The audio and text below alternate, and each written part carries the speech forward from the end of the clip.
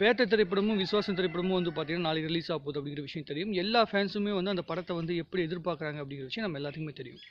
பொதுவாக ரஜினி சாரோட ஃபேன்ஸ்கிட்ட வந்து பார்த்தீங்கன்னா ரஜினி படம் அப்படிங்கிற ஸ்டாம்போட வருகின்ற படத்தை வந்து எல்லாரும் மிஸ் பண்ணாங்க. ஆனால் இந்த படம் மூலமாக அது கிடைக்கும் அப்படின்னு சொல்லிட்டு வந்து கார்த்திக் சுப்ராஜ் சார் வந்து ஒவ்வொரு விஷயங்களையும் காட்டிட்டு இருக்காரு. அவர் பேசின ஒவ்வொரு விஷயமா இருக்கட்டும், விஜய் சேதுபதி சார் பேசின விஷயமா இருக்கட்டும், முனிஷ்கான் பேசின விஷயமா இருக்கட்டும், இது எல்லாத்தையும் பார்க்கும்போது எல்லாருமே வந்து பார்த்தீங்கன்னா ஒரு ரஜினி ரசிகராக அந்த படத்தில் ஒர்க் பண்ணியிருந்தா கூட அந்த ரஜினி படம் அப்படிங்கிற விஷயத்தை அவங்க உணர்ந்திருக்காங்க. அதனால தான் வந்து பார்த்தீங்கன்னா எல்லாருமே வந்து அந்த விஷயத்த சொல்கிறாங்க. அதே மாதிரி வந்து பார்த்தீங்கன்னா சிறுத்தை சிவா வந்து ஏற்கனவே 3 படங்கள் வந்து அஜித் சார் கூட பண்ணியிருந்தாலும் இந்த படம் மூலமாக வந்து பார்த்தீங்கன்னா பழைய படங்களில் பண்ணுகின்ற சின்ன சின்ன மிஸ்டேக்ஸ் இருக்கும்ல, அந்த லாஜிக் மிஸ்டேக்ஸ் மீறி வந்து அஜித் சாரோட அந்த ப்ரெசன்ஸ் தான் வந்து அந்த படத்தை காப்பாற்றிருக்கு. எக்ஸாம்பிளுக்கு பார்த்தீங்கன்னா வேதாளம் படத்தை வந்து அஜித் சார் வந்து ஏதோ ஒரு கடையில் வந்து பார்த்தீங்கன்னா துணி வாங்கிட்டு இருப்பாரு. திடீர்னு வந்து பார்த்தீங்கன்னா வில்லனோட இடத்துக்கு வந்துருவார். வந்துட்டு வந்து அவர் வந்து அந்த ரைம்லாம் பாடிட்டு இருக்கும்போது வந்து பார்த்தீங்கன்னா ஸ்ருதிகாசன் வந்து அஜித் சார் வந்து தேடி வந்துட்டு இருப்பாங்க. தேடி அந்த இடத்த கண்டுபிடிச்சது சரி, ஆனால் எத்தனாவது ஃப்ளோரில் இருக்காரு அப்படிங்கிற விஷயத்தை எப்படி கண்டுபிடிச்சாங்க அப்படிங்கிற மிகப்பெரிய ஒரு கேள்விக்கு பதில் நம்மகிட்ட இருக்காரு. ஸோ இப்படி நிறைய வந்து லாஜிக் மீறல்கள் இருந்தாலும் அதை மீறி ரசிக்க வைப்பது வந்து பார்த்தீங்கன்னா அந்த நடிகருடைய மேலே வச்சிருக்க பாசம், அதே மாதிரி அந்த ப்ரெசன்ஸ், அதுதான் வந்து பார்த்தீங்கன்னா ரசிக்க வைக்கிறது.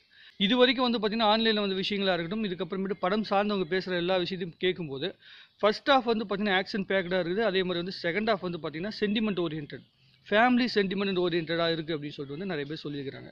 ஸோ அது 2 விஷயங்களையும் வந்து ஃபுல்ஃபில் பண்ணி அஜித் சாரோட ஃபேன்ஸை வந்து மிகப்பெரிய அளவுக்கு வந்து சந்தோஷப்படுத்தும் அப்படிங்கிற ஒரு நம்பிக்கையில் வந்து நம்ம எல்லாம் காத்துட்ருக்கோம்.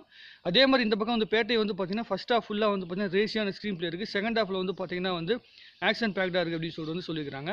அதே மாதிரி வந்து இன்னொரு சர்ப்ரைஸான ஒரு கேரக்டர் இருக்குது, ஒரு கெட்டப் இருக்குது அப்படின்னு சொல்லியிருக்காங்க. ஸோ அது வந்து ரொம்ப பெரிய அளவுக்கு வந்து பார்த்தீங்கன்னா மக்கள் மத்தியில் வந்து எதிர்பார்ப்பை கூட்டிட்டு இருக்கு. இந்த 2 படங்களும் படம் ரிலீஸ் ஆகிறதுக்கு முன்னாடியே வந்து ப்ரீ பிஸ்னஸ் அப்படிங்கிற விஷயத்தை மிகப்பெரிய அளவுக்கு வந்து பார்த்தீங்கன்னா சக்ஸஸ் ஆயிருக்கு அப்படின்னு சொல்கிறாங்க. பேட்ட படம் வந்து பார்த்தீங்கன்னா படம் ரிலீஸ் ஆகிறதுக்கு முன்னாடி 218 கோடி கிட்ட வந்து பார்த்தீங்கன்னா பிஸ்னஸ் பண்ணியிருக்குன்னு சொல்கிறாங்க. அதே மாதிரி விஸ்வாசமும் வந்து பார்த்தீங்கன்னா 100 கோடி கிட்ட வந்து பிஸ்னஸ் பண்ணியிருக்குன்னு சொல்கிறாங்க. இந்த பிஸ்னஸோடைய வேல்யூ வந்து பார்த்தீங்கன்னா இதுக்கு முன்னாடி வந்த படங்களுடைய சக்ஸஸ், அதுக்கப்புறம் இருக்கிற எதிர்பார்ப்பு, இது 2 கூட்டி தான் வந்து பார்த்தீங்கன்னா இது வரும். கடைசியாக வந்து 2.0 வந்து மிகப்பெரிய அளவுக்கு வந்து பார்த்தீங்கன்னா வெற்றி அடைஞ்சதுனால அந்த படத்துடைய சக்ஸஸ் வந்து பார்த்தீங்கன்னா இதில் ரிஃப்ளெக்ட் ஆகுது.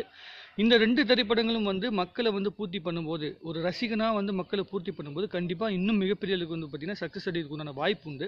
ஜனவரி 10ஆம் தேதியிலிருந்து ஜனவரி 14ஆம் தேதி வரைக்கும் வந்து பார்த்தீங்கன்னா பொங்கல் ஹாலிடேஸுக்கு முன்னாடி இருக்கனால வந்து ரசிகர்கள் வந்து இந்த படத்தை பெருசாக கொண்டாடுவாங்க.